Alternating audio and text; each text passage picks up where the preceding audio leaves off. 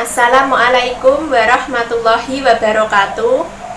Perkenalkan, nama saya Ragil Saskia Yuniar Herawati, nomor presensi 16, kelas 11 TKJ 3. Saya akan memberikan penilaian terhadap film Kartini sebagai tugas bahasa Indonesia resensi film.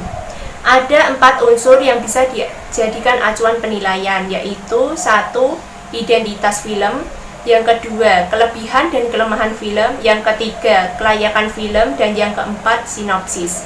Yang pertama, identitas film. Judul film Kartini, sutradara Hanung Bramantyo, produser Robert Roni, penulis naskah Bagus Bramanti dan Hanung Bramantyo, pemain Dian Sastrowardoyo, Ayusita Nugraha, Acha Septriasa, Denny Sumargo, Dedi Sutomo, Christine Hakim, Jenar Maisa Ayu, Adinia Wirasti, Reza Rahardian, Nova Eliza, dan Dwi Sasono. Film ini berdurasi 122 menit. Film ini dirilis pada tahun 2017, tepatnya pada tanggal 19 April 2017. Yang kedua, kelebihan dan kelemahan film. Kelebihan film ini menyajikan kisah heroik sederhana yang dibungkus secara rapi dengan sinematografi, musik, dan tata artistik yang indah. Dengan kehadiran Reza Rahardian sebagai sosok Sosro Kartono atau Kakak Kartini, memberikan peran yang begitu besar dalam perjuangan Kartini. Film ini diharapkan mampu memberikan inspirasi bagi kawula muda, terutama perempuan, untuk terus berinspirasi dan berkarya sesuai dengan passion dan kemajuan zaman. Selain itu, tokoh Kartini yang diperankan oleh Dian Sastrowardoyo, yang merupakan salah satu influencer dan aktris berbakat serta multitalenta, sangat cocok memerankan tokoh Kartini.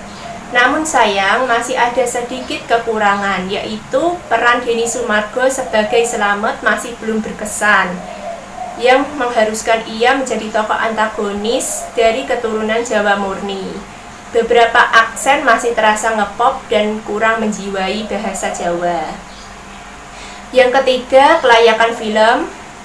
Film ini layak ditonton oleh semua kalangan, semua umur, baik laki-laki maupun perempuan, karena film ini bisa memberikan inspirasi bagi semua khalayak.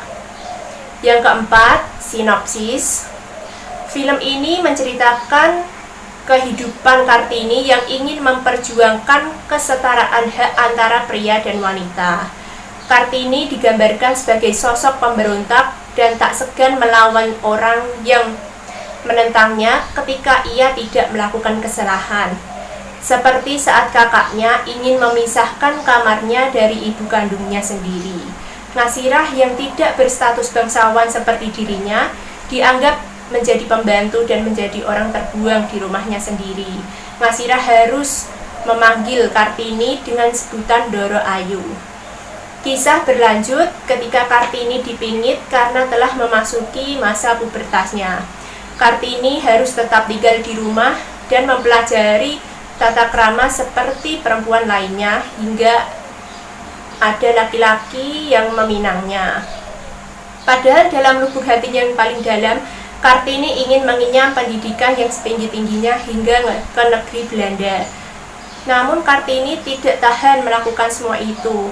Banyak pikiran yang berkecamuk di kepalanya, seperti kenapa perempuan harus melakukan ini, dan kenapa perempuan tidak bisa sekolah seperti halnya laki-laki, dan banyak pikiran lainnya.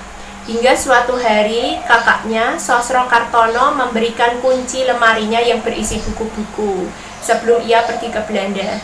Kemudian Kartini membaca buku-buku pemberiannya kakak tersebut, sehingga membuat pikirannya tidak terpenjara lagi oleh berbagai macam khayalan yang kemudian divisualisasikannya secara nyata.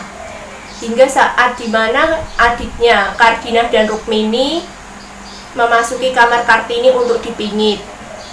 Kemudian Kartini mengajak kedua adiknya itu untuk membantu perjuangannya. Kartini ingin mendobrak tradisi bahwa sebenarnya perempuan itu wajib mendapatkan hak untuk sekolah setinggi-tingginya. Nah, itu yang dapat saya sampaikan terhadap penilaian film Kartini. Mohon maaf apabila ada kesalahan. Wassalamualaikum warahmatullahi wabarakatuh.